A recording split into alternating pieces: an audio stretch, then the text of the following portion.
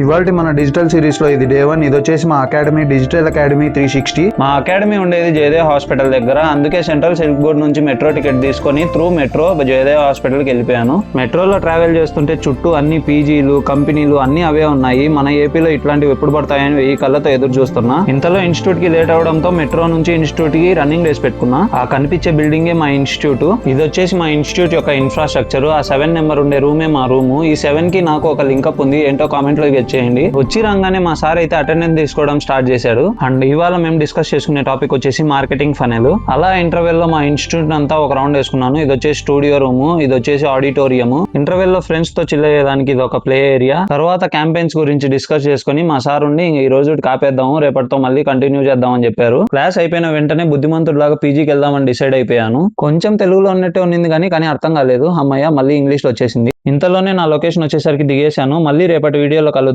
Okay bye.